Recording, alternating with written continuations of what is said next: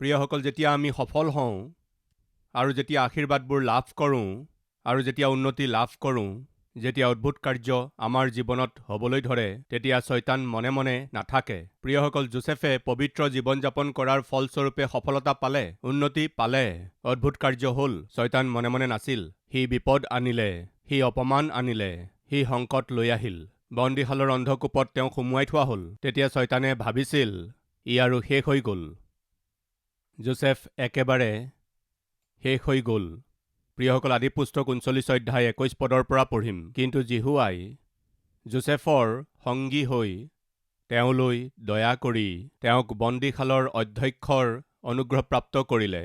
তাতে সেই বন্দীশালৰ অধ্যক্ষই বন্দীশালত থকা আটাইবোৰ বন্দীক যোচেফৰ হাতত সোধাই দিলে।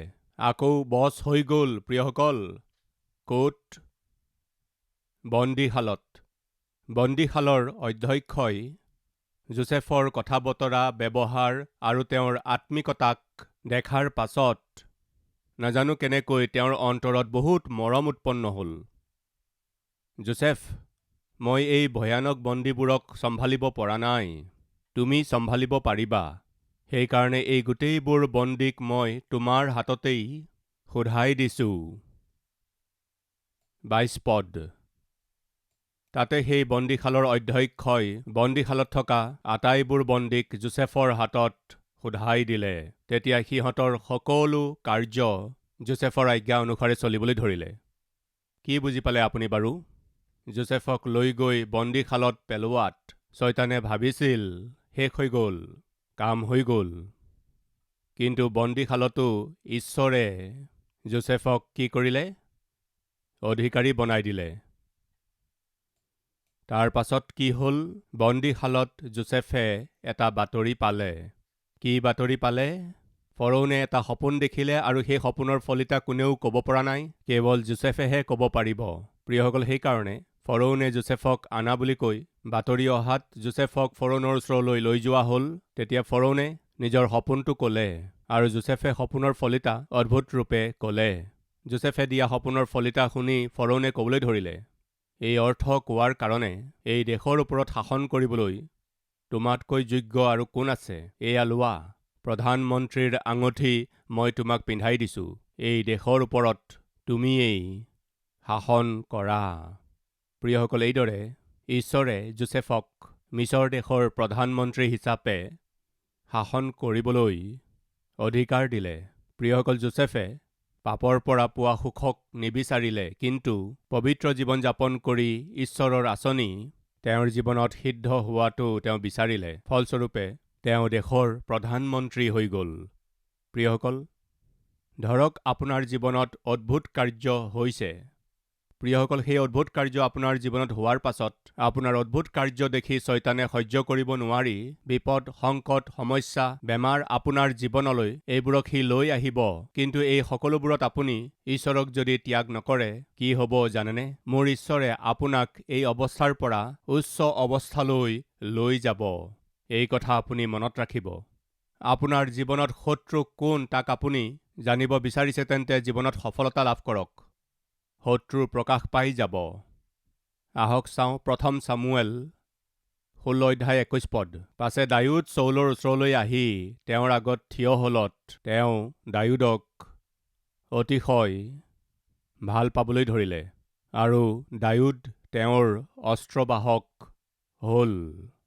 প্ৰিয়সকল, এটা সময়ত যেতিয়া চৌলৰ ওপৰত ঈশ্বৰৰ ফালৰ পৰা দুষ্ট আত্মা এটা আহি তেওঁক যেতিয়া যাতনা দিবলৈ ধৰিলে, তেতিয়া বীণা বজোৱাত নিপুণ দায়ুদক চৌলৰ ওচৰলৈ অনা হৈছিল।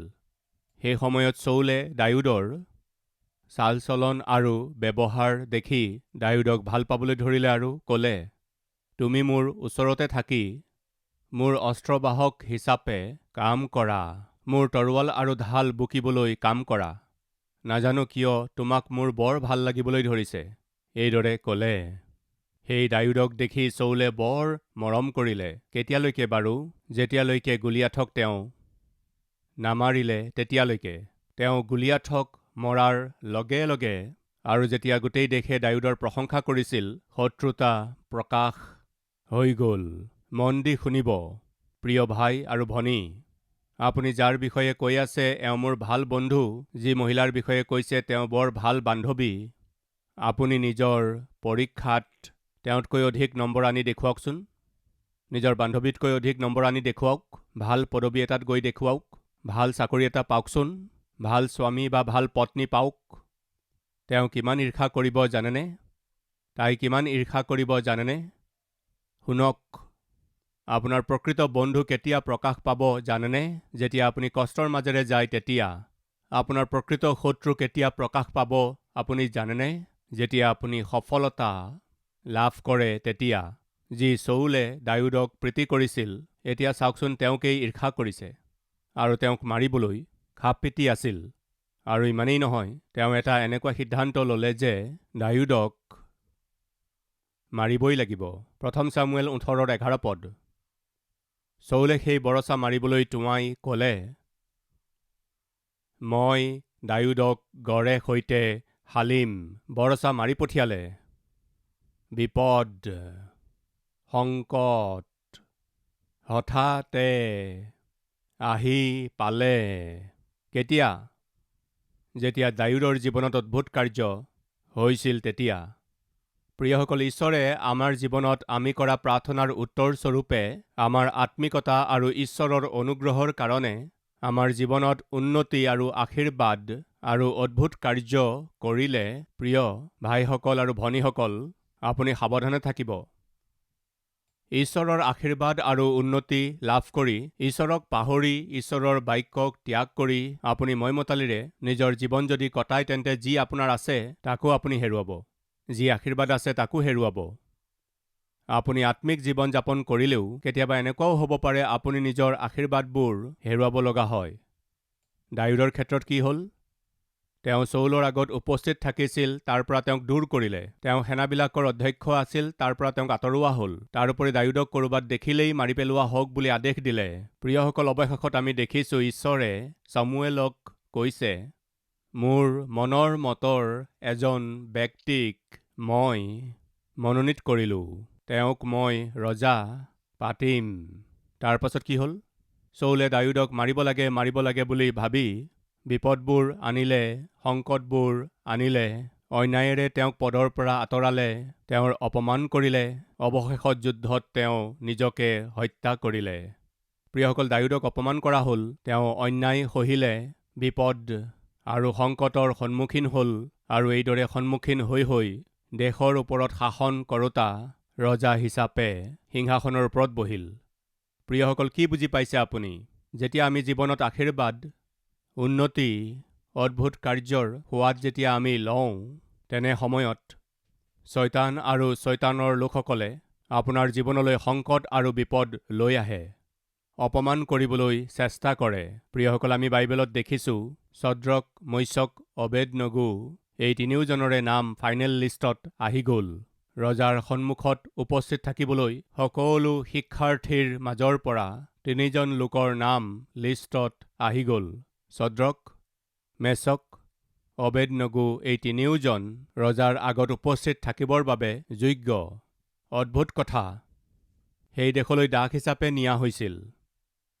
দাস হিচাপে লৈ যোৱা হোৱা এই ডেকাসকল ৰজাৰ আগত থিয় হোৱা স্তৰলৈকে গৈ পালে। অদ্ভুত কথা।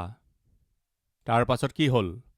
সেই সময়তে ৰজাই এটা প্ৰতিমূৰ্তি বনাই থিয় কৰালে আৰু ক'লে সকলোৱে ইয়াৰ আগত প্ৰণিপাত কৰিব। কিন্তু ছদ্ৰক, মৈশক, অবেদনগোৱে ক'লে আমি প্ৰণিপাত নকৰোঁ। জীৱিত ঈশ্বৰৰ বাহিৰে মানুহে নিৰ্মাণ কৰা প্ৰতিমাৰ আগত আমি প্ৰণিপাত নকৰোঁ, স্পষ্টকৈ কৈ দিলে। তাৰ পাছত কি হ'ল? বিপদ আহি গ'ল। অন্যায়েৰে সেই তিনিওকে নি অগ্নিকুণ্ডত পেলোৱা হ'ল। কেতিয়া জানেনে? যেতিয়া তেওঁলোক ৰজাৰ আগত উপস্থিত থকাৰ সেই উত্তম স্থানখন পোৱাৰ পাছত। সেই দেশলৈ দাস হিচাপে লৈ যোৱা হোৱা এই তিনিওজন যুৱকে ঈশ্বৰৰ মহান অনুগ্ৰহ লাভ কৰি ৰজাৰ আগত উপস্থিত হ'ব পৰা শ্বাৰ্প, য়ং, ডাইনামিক হিচাপে তেওঁলোকক যেতিয়া মনোনীত কৰা হ'ল, তেওঁলোকে যেতিয়া সেই আশীৰ্বাদ অনুভৱ কৰি আছিল, বিপদ আহি গ'ল, সংকট আহি গ'ল। বলপূৰ্বক তেওঁলোকৰ হাত ভৰি বান্ধি তেওঁলোকক লৈ গৈ অগ্নিকুণ্ডত পেলাই দিলে। তাৰ পাছত কি হ'ল? তেওঁলোকে ভয় খাইছিলনে? নিজৰ প্ৰাণ ৰক্ষা কৰিবলৈ চেষ্টা কৰিছিলনে? তেওঁলোকে নিজৰ বিশ্বাসক এৰি দিছিলনে? তেওঁলোকে কি কৈছিল জানেনে? আমাক লৈ গৈ অগ্নিকুণ্ডত পেলাই দিব, এই বুলি ভয় খুৱাইছে নহয়। শুনক, আমি যিজনক উপাসনা কৰোঁ সেই ঈশ্বৰজন অগ্নিকুণ্ডৰ পৰা আমাক ৰক্ষা কৰিবৰ কাৰণে সামৰ্থ্যশালী ঈশ্বৰ। যদি আমাৰ ঈশ্বৰে অগ্নিকুণ্ডৰ পৰা আমাক ৰক্ষা নকৰে, তথাপিও আপুনি থিয় কৰোৱা সেই মূৰ্তিৰ আগত আমি কোনোপধ্যে প্ৰণিপাত নকৰোঁ। তাৰ অৰ্থ কি জানেনে? আমাক ৰক্ষা কৰিবলৈ আমাৰ ঈশ্বৰজন সামৰ্থ্যৱান। যদি তেওঁ ৰক্ষা নকৰেও, তথাপিও আমাক অগ্নিকুণ্ডত পেলালেও বা আমি মৰি গ'লেও আমি নিজৰ ঈশ্বৰক কোনোপধ্যে কেতিয়াও নেৰিম। এয়াই হৈছে বিশ্বাস, প্ৰিয়সকল। তাৰ পাছত কি হ'ল? সেই তিনিওজনক অগ্নিকুণ্ডত পেলোৱা হ'ল। তিনিওজনকে অগ্নিকুণ্ডত পেলোৱাৰ পাছত নবুখদনেছৰে ওপৰৰ পৰা যেতিয়া চালে, অগ্নিকুণ্ডত দেখা চতুৰ্থজন পুৰুষৰ প্ৰতিমূৰ্তি ঈশ্বৰৰ পুত্ৰৰ সাদৃশ্য আছিল। মন্ত্ৰীক মতাই নি সুধিলে, আমি তিনিজনক অগ্নিকুণ্ডত পেলাইছিলোঁ নহয়? হয় মহাৰাজ, কিন্তু অগ্নিকুণ্ডত মই চতুৰ্থ পুৰুষ এজনক দেখিছোঁ। সেইজন ঈশ্বৰৰ পুত্ৰৰ সাদৃশ্য হয়, সাক্ষাৎ ঈশ্বৰৰ প্ৰতিমূৰ্তি। তাৰ পাছত কি কৰিলে জানেনে? ওচৰলৈ আহি চাবলৈ ধৰিলে। অগ্নিকুণ্ডৰ পৰা ছদ্ৰক, মৈশক, অবেদনগো বাহিৰলৈ ওলাই আহিল। শুনক, তেওঁলোকে তিনিওজনকে শিকলিৰে বান্ধি অগ্নিকুণ্ডত পেলাই দিছিল। যেতিয়া তেওঁলোক বাহিৰলৈ ওলাই আহিল, তেতিয়া তেওঁলোকৰ হাতত কোনো শিকলি নাছিল। তেওঁলোকৰ শৰীৰৰ এডাল চুলিও পোৰা নাছিল। প্ৰিয়সকল, কি হৈছিল? প্ৰমোচন। তাৰ পাছত ৰজাই এই তিনিওজনকে দেশখনৰ উত্তম স্থানত, উচ্চ পদবীত ৰাখিলে। প্ৰিয়সকল, এইদৰে চাই গৈ থাকিলে আমি দেখিম বাইবেলত বহুত চৰিত্ৰ আছে, কিন্তু কমন ৰূপে আমি জানিবলৈ পাওঁ যে আমাৰ জীৱনত ঈশ্বৰে অদ্ভুত কাৰ্য কৰক বা আচৰিত কাৰ্য কৰক, আমি সুখী হৈ আনন্দ কৰি থাকোঁতে শয়তানে কৰি থকা সকলোবোৰ প্ৰচেষ্টাক আৰু তাৰ কুচক্ৰান্তবোৰক যদি আমি আওকাণ কৰোঁ, বৰ হানি হ'ব।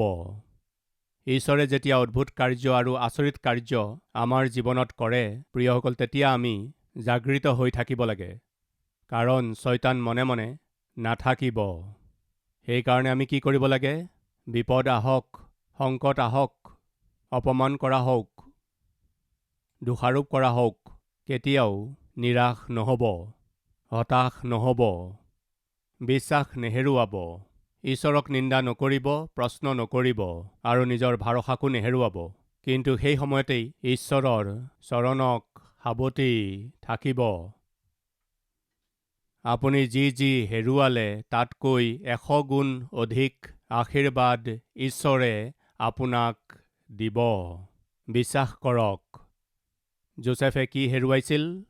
পুতিফৰৰ ঘৰৰ অধ্যক্ষ হোৱাৰ পদবী হেৰুৱাইছিল।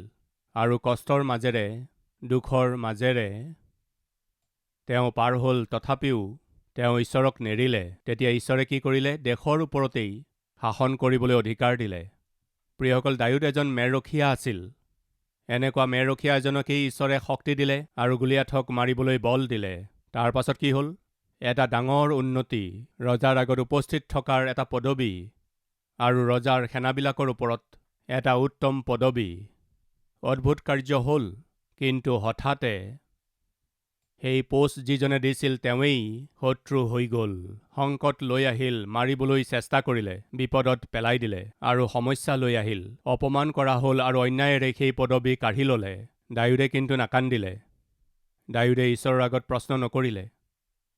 দাউদে নিজৰ কষ্টৰ মাজতো নিজৰ বিশ্বাসত থিৰে থাকিল। ঈশ্বৰে কি কৰিলে? দাউদক এজন মহান ৰজা পাতিলে।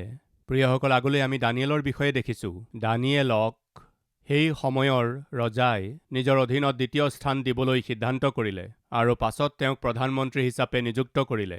অদ্ভুত কাৰ্য হ'ল, বাবিল দেশত এজন দাস হিচাপে লৈ যোৱা হোৱা দানিয়েল সেই বাবিল দেশখনকেই শাসন কৰিব পৰা স্তৰলৈকে গৈ পালে। কেনে অদ্ভুত কথা! তাৰ পাছত কি হ'ল? সংকট আহি গ'ল, বিপদ আহি গ'ল, অন্যায় কৰা হ'ল, অপমান কৰা হ'ল। কি আছিল সেই অপমান? একো ভুল নকৰা স্বত্তেও দানিয়েলক লৈ গৈ অপৰাধীৰ দৰে হাত দুখন বান্ধি অন্যায়েৰে লৈ গৈ সিংহৰ গঁড়ালত সুমুওৱা হ'ল। তাৰ পাছত কি হ'ল প্ৰিয়সকল? ঈশ্বৰে নিজৰ দূতবিলাকৰ দ্বাৰা সিংহবোৰৰ মুখ বান্ধি থলে। তাৰ পাছত কি হ'ল? দানিয়েল সেই দেশৰ ওপৰত শাসন কৰোঁতা প্ৰধানমন্ত্ৰী হিচাপে স্থাপন কৰা হ'ল। প্ৰিয়সকল, আমি উন্নতি কৰোঁতে, আশীৰ্বাদ পাওঁতে শয়তানে আহি কি কৰে জানেনে? কিবা নহয় কিবা সংকট লৈ আহে, কিবা নহয় কিবা বিপদ লৈ আহে, অপমানিত কৰিবলৈ চেষ্টা কৰে, অন্যায় লৈ আহে। চিন্তা নকৰিব, ভয় নকৰিব, নিৰাশ নহ'ব, হতাশ নহ'ব আৰু ঈশ্বৰৰ নিন্দা নকৰিব। তেনেকুৱা সময়ত আপুনি নিজৰ বিশ্বাসক দৃঢ়তাৰে সৈতে ধৰি ৰাখিব। আপুনি ভবাতকৈও অধিক উচ্চতালৈ ঈশ্বৰে আপোনাক লৈ যাব। বিশ্বাস কৰা সকলে মোৰ সৈতে প্ৰাৰ্থনা কৰিবনে?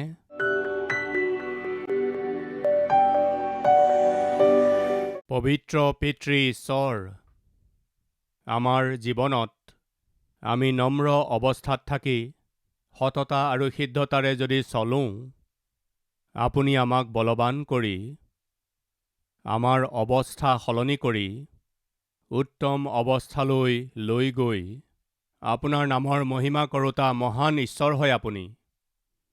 আপোনাৰ আমি ধন্যবাদ স্তুতি কৰিছোঁ। পিতৃ, আপুনি আমাৰ জীৱনত অদ্ভুত কাৰ্য কৰিব, আচৰিত কাৰ্য কৰিব আৰু কৰিবলৈ গৈ আছে, তাত কোনো সন্দেহ নাই। সেই অদ্ভুত কাৰ্য, আচৰিত কাৰ্য আমাৰ জীৱনত যেতিয়া উন্নতি অনুভৱ কৰিম, তেতিয়া শয়তান মনে মনে থাকিব নোৱাৰে। যোচেফক পাপত পেলাবলৈ সেই পাপী মহিলাগৰাকীক উচতালে। দাউদৰ ক্ষেত্ৰত পাপৰ অধীন হোৱা চৌলক উচতালে। ছদ্ৰক, মৈশক, অবেদনগোৰ ক্ষেত্ৰত নবুখদনেছৰ নামৰ ৰজাজনক উচতালে। তেনেকৈয়ে আমাৰ জীৱনতো আমাৰ উন্নতি দেখি বাধা প্ৰদান কৰিবলৈ, আমাৰ জীৱনত আমি যাতে অদ্ভুত কাৰ্য অনুভৱ কৰিব নোৱাৰোঁ, তাৰ বাবে শয়তানে কাৰোবাক নহয় কাৰোবাক উচতায়। সি আমাৰ জীৱনলৈ বিপদ, সংকট, অপমান, অন্যায় লৈ আহিলে পিতৃ, আমি আপোনাক প্ৰশ্ন নকৰি, আমি আপোনাক নিন্দা নকৰি, হতাশ আৰু নিৰাশ নহৈ আমাৰ আত্মিক জীৱনক পিতৃ ৰক্ষা কৰিবলৈ সহায় কৰক। সেনাৰ ওপৰত অধ্যক্ষ হোৱাৰ পদবীক দাউদে হেৰুওৱাৰ পাছত গোটেই দেশখনৰ ওপৰতেই অধিকাৰী হৈ থাকিবলৈ তেনেকুৱা পোষ্ট আপুনি দিলে। আপোনাৰ স্তুতি হওক। আমাৰ জীৱনত সহনশীলতা আৰু বিশ্বাসেৰে সৈতে আপোনাত নিৰ্ভৰ কৰি থাকিলে যি হেৰুৱালোঁ তাতকৈও 100 গুণ অধিক আশীৰ্বাদবোৰ পুনৰাই আমি পাম।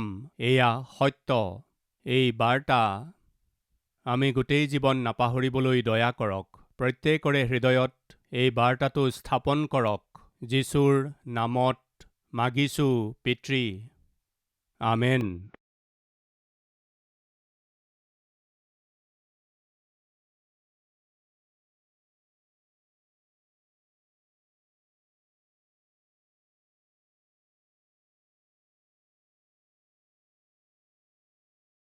আমাৰ ঠিকনা কালবাৰী, পোষ্টবক্স নম্বৰ 30, কুকটপল্লী, হায়দৰাবাদ 72।